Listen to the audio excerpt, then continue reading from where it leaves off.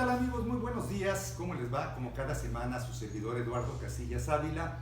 les saluda con el afecto de siempre para tratar y para charlar sobre los temas que fueron importantes en esta semana que acaba de concluir. Y bueno, pues ustedes van a estar de acuerdo conmigo que lo más importante que se dio fue precisamente el tercer informe de gobierno que el presidente de la República, Andrés Manuel López Obrador, hace a todos los mexicanos allí en Palacio Nacional, ante 30 de sus colaboradores en una sala preciosa. Pues allí nos vino a platicar, hizo un informe corto. El original pues ya fue entregado por el nuevo secretario de Gobernación en el Congreso de la Unión, allá en la Cámara de Diputados Federales. Y bueno, pues en este informe pues tendremos que destacar lo que fue más importante y lo que fue más trascendente, sobre todo que existe pues una paz social y una gobernabilidad en el país, pero sobre todo lo que dice el presidente es que no ha permitido, o que de alguna manera la corrupción y la impunidad ha ido a la baja, con la que de esta manera y de esta forma se logra pues liberar fondos que han sido de mucha utilidad para poder financiar los programas sociales. Y tenemos entonces que él, en una alegoría muy interesante, nos dice que se han manejado récords históricos, y dice que como récord histórico pues hubo un incremento en las remesas de inmigrantes, cosa que es verdad, y que también hubo un importante aumento en la inversión extranjera.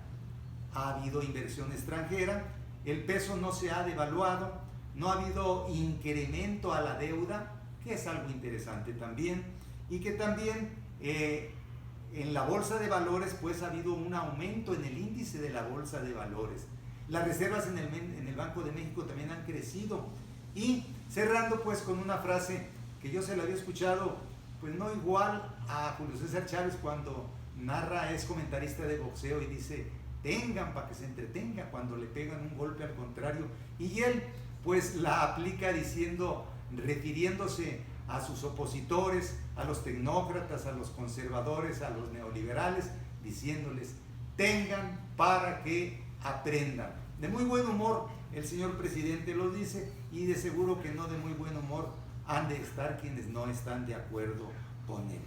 Y entonces tenemos que algunos logros, como el de tener sobre todo las políticas privatizadoras en materia de energética, en materia eléctrica, el éxito en el manejo de la pandemia, que él dice que se manejó muy bien, sobre todo no hubo en un momento dado los hospitales llenos, pero que todos se pudieron atender, hubo vacunas suficientes que se compraron muchísimas y se siguen vacunando a la población ya en las diferentes etapas. Y estos otros logros también, pues hubo apoyo a los programas sociales, como son el que se les sigue dando las becas a los adultos, las becas a los jóvenes, y los apoyos a los adultos mayores y a los niños con discapacidad. Estos son, entre otros, muchos logros, pues. Sobre todo también que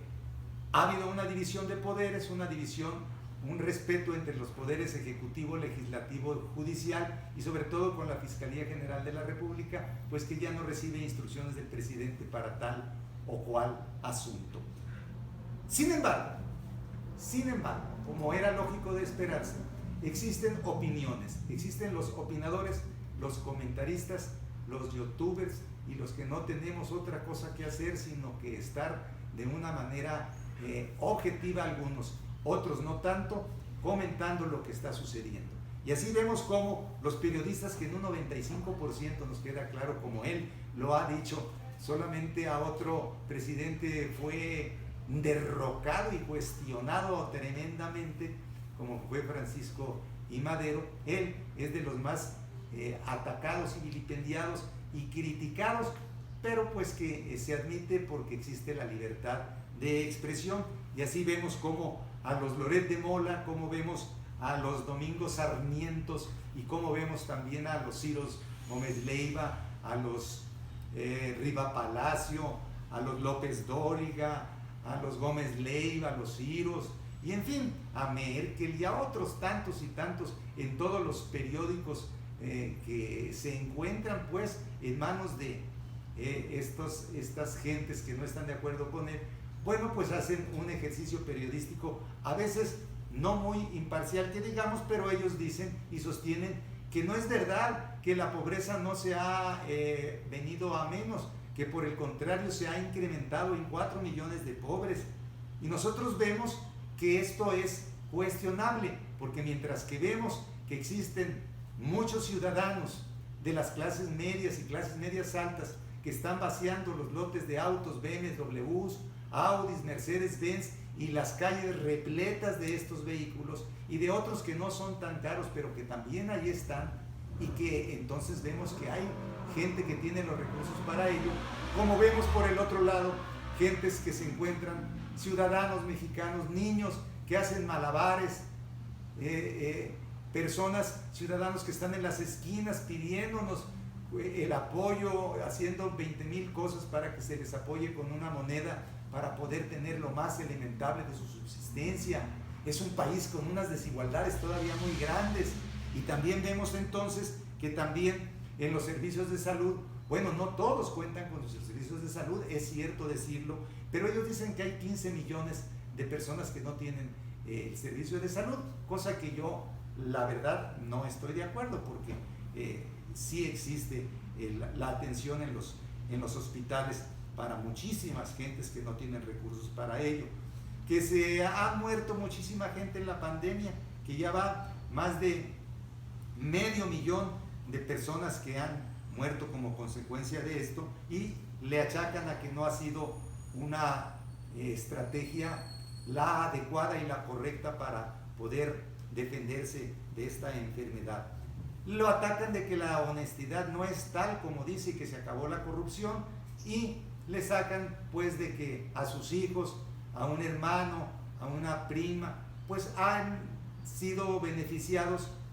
por contratos millonarios, que no sabemos si será verdad o será mentira, pero que ahí están los cuestionamientos, y también concluyen diciendo que hay una crisis de salud, que hay una crisis de seguridad, que hay aumento en la inseguridad, cosa que es verdad, hay aumento en los homicidios, hay aumento en los feminicidios, hay aumento en las desapariciones, hay aumento en la delincuencia organizada y la desorganizada, aunque ha bajado, eso sí, la delincuencia de cuello blanco. Pero también nos dicen estos periodistas que hay una crisis económica muy grave, crisis económica en la que yo pues difiero un poco, porque como les decía,